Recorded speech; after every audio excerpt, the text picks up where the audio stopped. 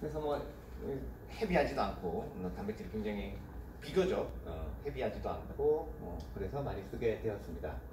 여전히 뭐 톡시시티도 있고 안 되는 균주에서는 잘 안 되고 있고요. 그래서 이렇게 잘라가지고 이제 적당한 거를 이제 집어넣으면은 이제 된다 이런 거고, 이건 왜 들어갔는지 잘 모르겠네요. 이런 것들을 어디다 쓸 것인가, 이제 DNA를 정확하게 우리가 디자인해서 지놈에 있는 DNA를 정확하게 디자인해서 고쳐보자, 뭐 이런 것들로 이제 쓰이기 시작을 했죠. 그래서 그 한 가지 예로 익스프레션 레벨 조절하는 겁니다. 익스프레션 레벨을 정확하게 조절하기 위해서는 아까 보여드렸던 피드백, 이니비션을 줘도 되지만, 그러면 또 이제 전체적인 익스프레션 레벨이 줄어든다는 또 단점이 있거든요. 그러면은 그런 것 제한을 받지 않고 이 익스프레션을 아주 샤프하게 어떻게 조절할 수 있을까, 거기에 대한 연구들도 꽤 많이 이렇게 진행이 됐는데, 그 중에 한 두 가지를 소개를 시켜드리도록 하겠습니다. 이거는 GFP가 뭐 꽤 길잖아요. 거기에 우리가 우불 코돈이 있으니까 세 번째 포지션의 코돈들은 이렇게 바꿔줘도 아미노액시드의 시퀀스는 바뀌지 않죠. 그래서 그런 것들을 모두 다 만들었어요. 그런 가능성이 있는 것들을 뭐 수천 개를 모두 다 신테시스를 했어요. 그리고 도대체 어떤 팩터가 익스프레션 레벨에 결정적인 영향을 미치느냐, 그걸 찾기 위해서 한 거죠. 그래서 이제 아미노액시드의 영향을 줄이기 위해서 이제 아미노액시드 시퀀스는 바꾸지 않고 가능성 있는 DNA 시퀀스만 다 만든 거죠. 그래서 이제 조사를 했는데 GC 컨텐트도 별로 코릴레이션이 없고, 뭐 코돈 유시지가 엄청 중요하다고 생각하는데 코돈 유시지도 별로 익스프레션 레벨과는 상관이 없고, 레어 코돈이 있으면은 잘 안 만들어진다고 그랬는데 그것도 별로 상관이 없더라 그런 거죠. 그래서 근데 상관이 있는 거는 이제 이 끝에 N 터미널 쪽이 중요한 것 같더라. 그래서 이렇게 다 만든 애들 중에 요 부분만, 똑같은 애들만 이제 찾은 거죠. 앞에 28개의 코돈이 똑같은 애들만 다시 찾아가지고 걔네들 가지고 이렇게 익스프레션 레벨을 봤어요. 그랬더니 그전에는 익스프레션 레벨이 이렇게 지맘대로, 이 로그잖아요. 지맘대로 나오던 것이 이 앞에 28개를 고정하니까 샤프하게 나오더라. 그렇죠. 결국은 N 터미널이 굉장히 결정적인 역할을 한다. 이것이 이제 다시 한번 중요하게 이렇게 증명이 된 실험이고요. 그 다음에 계속 이 사람들이 실험을 했어요. 레어 코돈 뭐 이런 것들은 도대체 어떤 영향을 미치느냐. 그래서 이제 이것도 N터미널에만, 이거는 N터미널 쪽만 또 7372개를 만들어가지고 테스트를 해봤는데, 그 중에 이제 폴드 체인지로 보면은 100배 익스프레션 레벨의 차이가 나더라는 거죠. 160개의 베리언트가 100배 정도 익스프레션 레벨의 차이가 나는데, 그걸 보니까 코돈 유시지하고 익스프레션 레벨하고 코릴레이션이 있어 보이지만 또 별로 아주 있지도 않더라. 없는 것들도 꽤 많더라는 거예요. 그래서 코돈 유시지가 결정적인 역할을 하지 않고, 또 뭐 이렇게 어댑테이션 인덱스죠. 그러니까 코돈 유시지가 얼마나 잘 맞는지 뭐 그런 거를 하고 코릴레이션을 봐도 별로 코릴레이션이 없고, 익스프레션 레벨과는 트랜슬레이션 스트렝스나 뭐 리보좀의 바인딩 어피니티 뭐 이런 것들을 따져봐도 별로 코릴레이션이 많지가 않더라. 그래서 코릴레이션이 가장 많은 거는 결국은 이제 mRNA 스트럭처다. 특히 N터미널에 있는 mRNA 스트럭처다. 이런 것들을 이제 알게 된 거예요. 이런 엄청난 베리언트를 만든 다음에. 그래서 그 중에서도 재밌게도 플러스 10 위치, 그러니까 트랜슬레이션이 시작되고 나서 10번째 위치에 있는 그 시퀀스가 가장 중요한 역할을 하더라는 거예요. 그래서 그런 것들을 이제 많이 알게 됐다는 거죠. 그리고 나머지 것들, 이 mRNA 스트럭처가 가장 중요했지만 50%를 넘기진 않았고, 나머지 50%는 RBS 시퀀스, 뭐 N터미널, 그 다음에 그러니까 N터미널 스트럭처가 이제 아까 말한 거고, RBS 시퀀스, N터미널 스트럭처, 그 다음에 거기에 GC 컨텐트, 이 세 개를 합치니까 이제 54%의 베리언트를 설명할 수 있더라는 거예요. 익스프레션 레벨의 베리언트를. 뭐 그런 부분들도 있었다는 거죠. 그래서 이제 우리가 필요한 거는 그런 사실도 중요하지만 이걸 어떻게 구현할 수 있느냐. 그래서 구현하는 방법은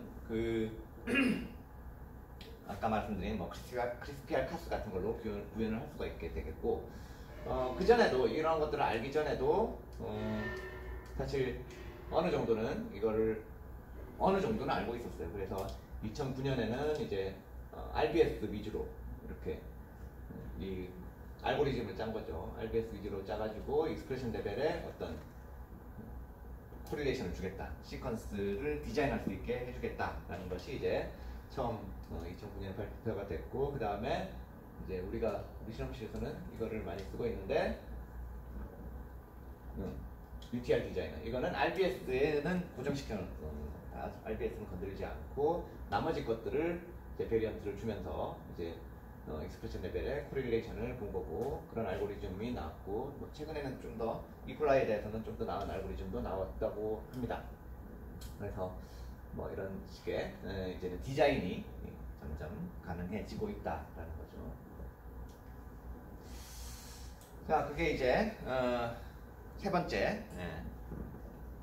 신테틱 바이올로지 영역이었고, 네 번째 제가 생각할 때 네 번째 영역은 이제 아티피셜 컴포넌트를 만들어 내는 거예요. 몇 가지 예들이 있는데 그 중에 가장 그럭저럭 재미있는 것이 이제 요즘 많이 쓰는 레귤레이터 디자인하는 거죠. 그러니까 A라는 물질하고 반응하던 레귤레이터를 B라는 물질에 반응하도록 고친 다음에 그걸 가지고 조절을 하는 거죠. 그래서 그런 아티피셜 레귤레이터가 가장 그나마 사람들이 제일 재밌게 많이 하는 부분인 것 같아요. 아니면 그게 조절을 하기 위해서 RNA를 바꾼다든지. 그래서 사실 이게 이제 리아오 교수님이 2000년에 낸 논문인데, 이걸 낼 때만 해도 신테틱 바이올로지가 없었잖아요. 없었고, 그래서 그런 식으로 강조를 하지 않았어요. 그냥 단지 다이나믹 레귤레이션, 메타볼릭 컨트롤 어널리시스, 메타볼릭 컨트롤 어널리시스 뭐 이런 식으로 이름을 붙여가지고 이걸 발표했었는데, 뭐냐면은 이게 레귤레이터인데, NR1이라는 레귤레이터인데 이게 복잡해요. 굉장히 나이트로젠에 반응해가지고 그린 AP2에 이렇게 바인딩해서 액티베이션 시키는 건데, 이 복잡한 것 중에 다른 것들은 다 잘라가지고 이게 유일하게 아세틸 포스페이트에만 반응하도록 고친 거예요. 이 레귤레이터가 다른 레귤레이터가 바인딩하는 부분은 다 뮤테이션을 시키고 아세틸 포스페이트에 반응만 해서 그때만 액티베이션 되도록 이런 식으로 레귤레이터를 고친 겁니다. 그랬더니 이제 다이나믹 레귤레이션이 처음으로 가능한 거죠. 어떤 다이나믹이 가능하냐? 이제 아세테이트를 만들어주는 인터미디에이터잖아요. 아세틸 포스페이트가. 그러다 보니까 아세테이트가 많이 나오는 환경, 글루코스가 너무 많아서 내가 먹고도 남아돌아. 이때 이제 아세테이트를 만들잖아요. 그런 환경에서만 얘가 익스프레션이 많아지는 거예요. 그러니까 얘는 배부를 때만 뭔가를 만드는 그런 이제 썰깃이 만들어진 거고, 그랬더니 잘 발현이 안 되던 LOG 같은 것들이 발현량이 엄청나게 증가를 하더라.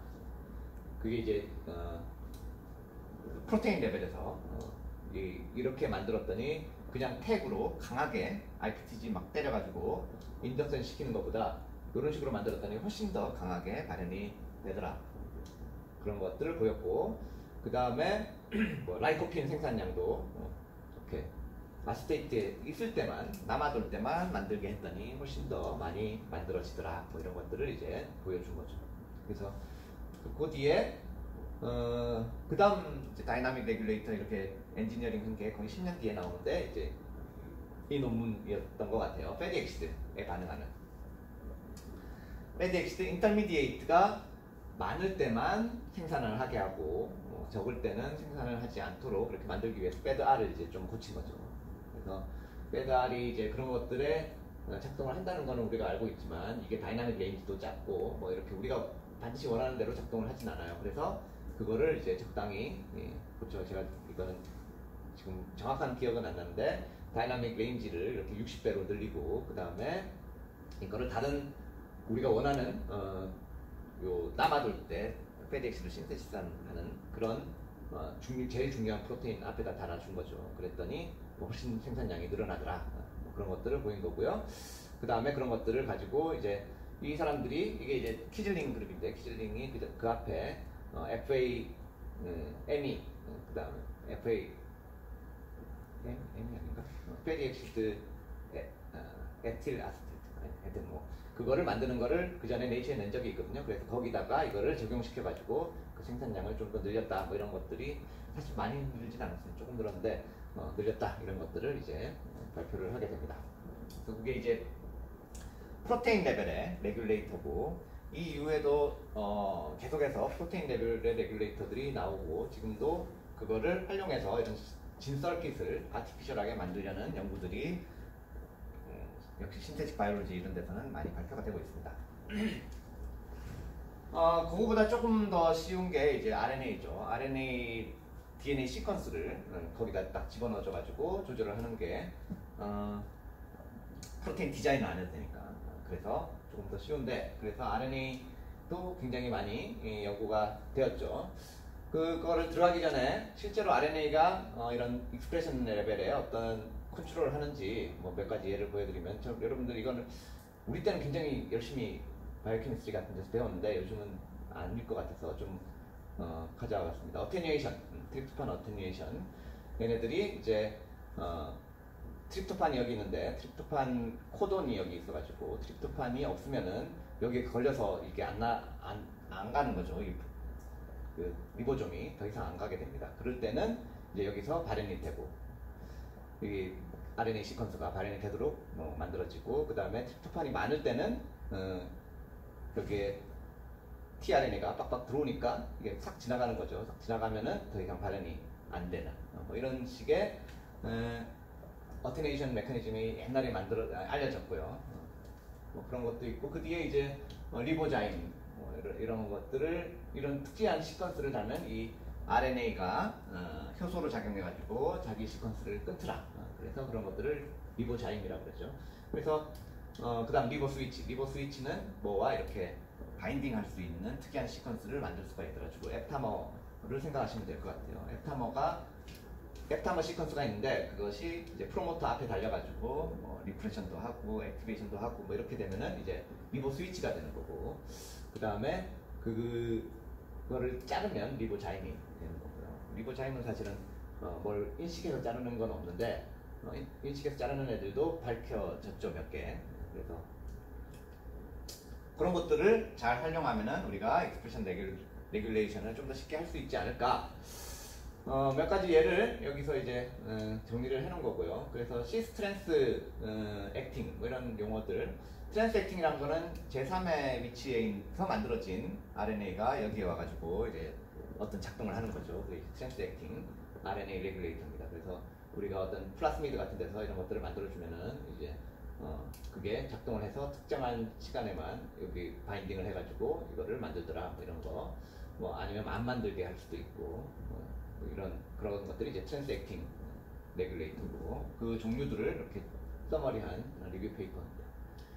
시스 액팅은 자기 자체적으로 가지고 있는 것 가지고 레귤레이션을 하는 거죠. 자기 시퀀스 앞에 달려있는 것 가지고. 그게 시스 액팅이라고 얘기를 할 수 있는데, 이제 스모키 그룹에서 리보자임하고 그 다음에 앱타머들을 잘 연결을 하면은 이렇게 쭉 여러 가지 앱타자임을 만들어서 레귤레이션을 할 수가 있다라는 이제 논문들을 쭉 시리즈로 발표를 합니다. 처음에는 리보자임만 구현했다가 그 다음에는 이제 앱타자임까지 해가지고 쭉 이렇게 구현을 해가지고 발표를 하는데, 우리가 이걸 따라 해봤는데 별로 잘 되지는 않았어요. 근데 어쨌든 이런 레귤레이터들이 RNA 시퀀스를 잘 만들면 구현이 가능하다는 거죠. 이런 걸 어디다 써먹을까? 이거 아주 초창기이고 요즘은 뭐 굉장히 응용 범위가 많아졌습니다. 초창기에 인슐레이터, 그래서 여기다가 특별한 프로모터, 오퍼레이터와 그 다음에 트랜슬레이션 시작되는 RBS부터 트랜슬레이션 되는 중간에 특정한 리보자임을 넣었더니 이제 익스프레션 레벨이 굉장히 일정해지더라. 그래서 앞에 뭐 이렇게 컨트롤을 N 터미널 부분을 컨트롤을 열심히 안 해도 요것만 달아주면은 익스프레션 레벨이 굉장히 일정해지더라. 뭐 이런 것들을 이제 인슐레이터라는 이름으로 발표를 한 적이 있고요. 그 다음에 뭐 저기 이상현 교수님 방에서 sRNA, 그래서 RNA가 이렇게 만들어지고 나서 거기다가 이게 특정한 RNA, sRNA를 넣어주면은 또 HFQ라는 요 프로테인만 있으면은 걔가 바인딩을 해서 익스프레션 레벨을 줄여주더라. 그리고 시퀀스를 다양하게 변형했더니 익스프레션 레벨을 줄여주는 것도 이렇게 조절이 가능하더라. 어느 정도 줄일지. 이게 시퀀스가 이제 거의 위치랑 같은 거 개념이고요. 그래서 그거에 따라서 뭐 에너지 계산도 가능하고 뭐 이런 걸 해서 여러 개의 시퀀스를 넣어주면은 결국은 여러 개의 유전자를 한꺼번에 동시에 조절을 할 수가 있다. 뭐 이런 개념이었죠. 그래서 그러면은 우리가 찾고자 하는 리프레션 시켜야 되는 유전자를 훨씬 더 빨리 찾을 수 있다. 이런 내용이었습니다. 그래서 그런 것들도 아직도 좀 많이 쓰이는 것 같아요. 이것도 sRNA 개념도. 그 다음에 다른 artificial 한 시스템으로 이제 스캐폴드 프로테인이 있죠. 이거는 이제 2009년에 나왔고, 얘는 원래는 이제 이스트가 가지고 있는 시그널 트랜스덕션에 관여하는 애들인데, 걔는 이스트는 이제 시그널 트랜스덕션을 할 때, 왜 그런지 모르겠지만 이런 스캐폴드를 써요. 그래가지고 그거를 시그널을 굉장히 빠르게 전달을 하기 위해서 하는지 모르겠지만, 그래서 그거를 응용을 한 겁니다. 그거를 응용을 해가지고 여기 보면은 이 스캐폴드 프로테인에다가 이제 모티프들이 있더라. 뭐가 이렇게 바인딩하는 다른 단백질들이 바인딩하는 모티프. 그게 단백질 전체를 인식할 수는 없잖아요. 단백질의 펩타이드 몇 개를 인식하는 거거든요. 그래서 여기에 원래 바인딩하는 단백질의 그 모티프 펩타이드만 달아주면은 엉뚱한 애를 여기다가 붙여줄 수가 있다는 거죠.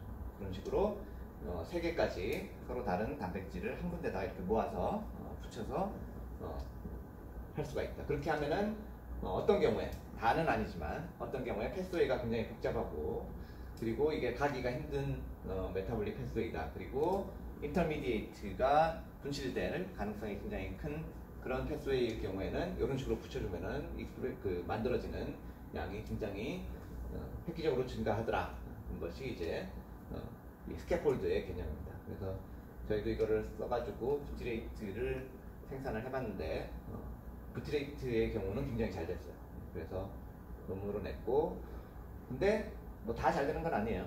다른 것들 한 2개를 더 우리가 그 다음에 시도를 해봤는데 거기서는 또 전혀 효과가 없더라고요. 그래서 그런 식으로 단백질을 모아서 하면은 어떤 메타볼릭 패스웨이를 채널링 효과를 줄 수가 있다. 메타볼릭 채널링 효과를 줄 수가 있다. 그래서 생산량이 훨씬 더 증가하기도 하더라. 그래서 메타볼릭 채널링에 대한 여기에 좀 설명이 이렇게 쭉 나와 있고, 근데 대부분 잘 아실 것 같아서 네. 그래서 뭐 여기는 제가 공부를 안 하고 와가지고 지금 하여튼 결국에는 인터미디에이트를 분실을 안 하려고 하는 거고, 아니면은 톡식한 인터미디에이트가 있을 때, 혹은 다이나믹 컨트롤 같은 것들이 이제 가능하다. 메타볼릭 시그널링을 통해서. 그 다음에 나온 거는 이제 DNA, RNA, 아까 그 징크핑거 프로테인 있죠. 그걸 이용해서 똑같은 스캐폴드를 만들 수가 있다는 거죠. 그래서 RNA에다가 특정한 시퀀스를 주고 그걸 인식할 수 있는 징크핑거 프로테인을 이용해가지고 거기에다가 프로테인을 달아가지고 이런 식으로 수소 생산량을 엄청나게 늘렸다. 엄청나게는 아니었어요. 그냥 좀 늘렸는데 어쨌든 그런 것들이 가능하다는 거를 이제 여기서 처음 보였고, 그 다음에 이제 레스베라트롤, 뭐 원투PD 뭐 이런 것들이 4배 이상 이 DNA 스캐폴드, 여기는 이제 RNA 스캐폴드였고 여기는 DNA 스캐폴드를 써서 이게 4배 이상 증가를 시킬 수가 있다. 이런 것들을 이제 보여준 거죠. 그래서 스캐폴드도 메타볼릭 일종의 신테틱 바이올로지로 응용이 될 수 있는 분야가 되겠습니다. 그래서 이 신테틱 바이올로지 하는 사람들이 이런 아까운 도구들을 모아놓고 쓰자, 모아놓고 서로 쉐어하면서 쓰자 하고 만든 그게 이제 바이오브릭이고요. 바이오브릭이고, 그래서 이런 것들을 가보면은 툴들이 여기에 공개가 되어 있습니다. 그래서 우리가 그거를 시퀀스만 뭐 다운받아가지고 이렇게 쓴다든지 할 수 있게 되어 있어요. 그래서 이 사람들의 목표는 이게 왜 가능했느냐, 컴퓨터가 왜 가능했느냐, 이런 것들이 다 스탠다드라이즈 돼 있다는 거죠. 우리 생명체는 그렇지가 않아서 이게 힘들다. 우리도 이거를 스탠다드라이즈 해가지고 어셈블리만 하면은 뭔가가 구현되도록 해보자는 게 꿈이에요. 꿈인데, 그래서 하여튼 뭐 공개가 많이 되고 있으니까 여러분들도 많이 활용을 해보시면 좋을 것 같습니다. 그래서 뭐 레벨별로 이렇게 스탠다드가 되어 있다, 이렇게 되어 있고요. 그래서 오늘은 신테틱 바이올로지의 발달에 대해서 좀 알아봤고요. 이렇게 5가지에 대해서 설명을 드렸습니다.